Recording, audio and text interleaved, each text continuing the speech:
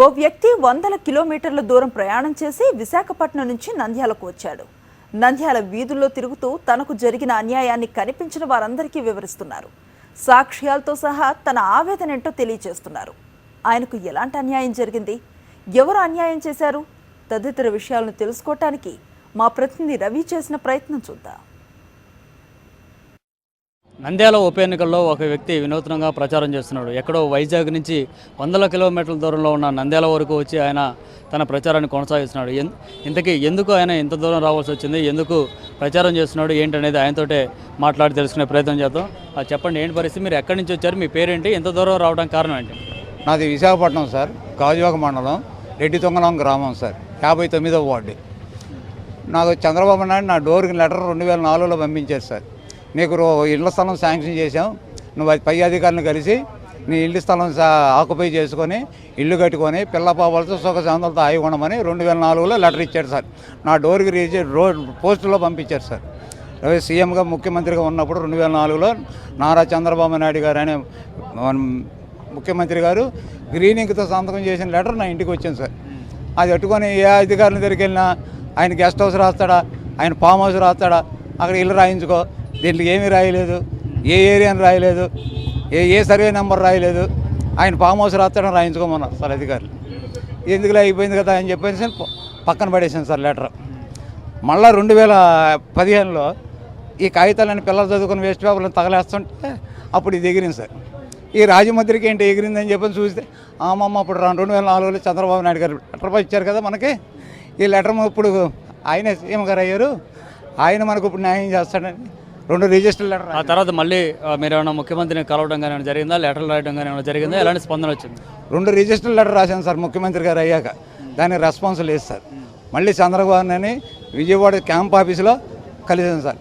మీకు 2 register letter రాశాను sir, దానికి జవాబు రాలేదు, అందుకు క్యాంప్ ఆఫీసులో కలుద్దామని ఉన్న విషయాలు చెప్పుకొని ప్రాధాయపడదామని వచ్చినంత దూరం అని చెప్పి నేను విన్నవించాను సార్. విన్నవింతే నేను చేస్తాను, నేను న్యాయం జరుగుద్దని భుజం మీద దాటి పంపించేశాడు సార్. ఎవరు? ముఖ్యమంత్రి చంద్రబాబు నాయుడు గారు స్వయాన క్యాంప్ ఆఫీసులో వెళ్ళిపోయాను సార్. మళ్ళీ దానికి జవాబు రాలేదు సార్. మళ్ళీ 2 నెలలు పోయాక మళ్ళీ విజయవాడ క్యాంప్ ఆఫీస్ వచ్చాను సార్. క్యాంప్ ఆఫీస్ వస్తే సార్ 2 లెటర్లు రాశాను, మళ్ళా ఒక దఫా కలిసి వెళ్ళాను, ఇది మళ్ళీ 2వ దఫా రావడం సార్, నాకు న్యాయం చేయండి సార్ అని మళ్ళీ ప్రాధాయపడ్డాను. ఆ పక్కన పిఏ ఎవరు ఉన్నారో ఏమైనా ఫైల్ కదలేదు అది ఇదంటూ ఉంటామని గసిరేడు అని నేను చేస్తాను న్యాయమని పంపించాడు సార్.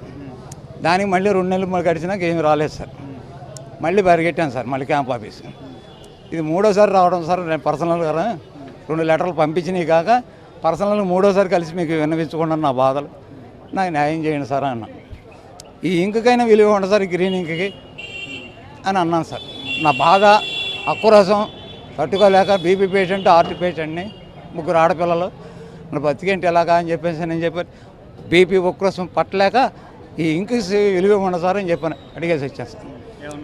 అప్పుడు సరే చేస్తానని పంపించారు సార్. ఇప్పుడు ఎన్నిసార్లు మీరు అధికారుల చుట్టూ తిరిగారు, ముఖ్యమంత్రి చుట్టూ తిరిగారు, ఇంతవరకు అయితే మీకైతే ఫలితం దక్కలేదు.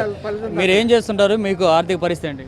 నేను ఆటో డ్రైవర్ని సార్, నేను హార్ట్ పేషెంట్ని, సరిగా సర్వీస్ చేసుకోలేను సార్. 1 గంట 2 గంటలు వేసి పై ఖర్చులకు 200 చేసుకొని బండి ఆపేసుకొని అలా బతుకుతున్నాను సార్. మరి అలాంటి పరిస్థితిలో ఉన్న మీరు ఇంత దూరం 100 కిలోమీటర్లు ప్రయాణించి నంద్యాల దాకా ఎందుకు వచ్చారు, ఇక్కడ ఏం చేస్తున్నారు?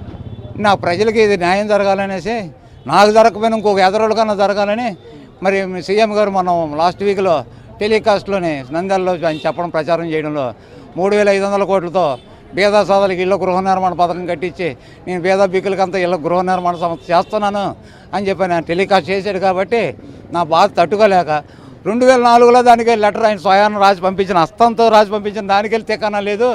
ఇవన్నీ కూడా మాయమాటలు చెప్పి మధ్యలో మాయమాటలతో మోసపోస్తున్నాడు. నంద్యాల ప్రజలారు ఈ నమ్మకండి, ఈ మాయమాటలు నమ్మకండి. ఆయన చేతి ద్వారా చివరి హస్తాలతో రాసిన లెటర్కే న్యాయం జరగనప్పుడు ఈ మాయమాటలు చెప్పి మసిపూసి మారేడికాయ మాటలకి ప్రలోభ పడబాకండి అని చెప్పడానికి విన్నవించుకుందామని వచ్చాను సార్ జనాలకి.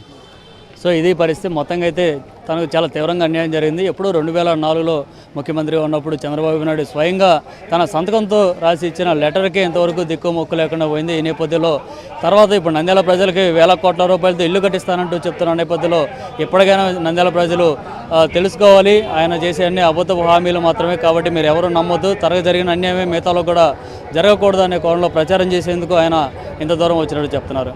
కెమెరా పర్సన్ నారాయణతో రవీందర్ రెడ్డి, సాక్షి టీవీ, నంద్యాల.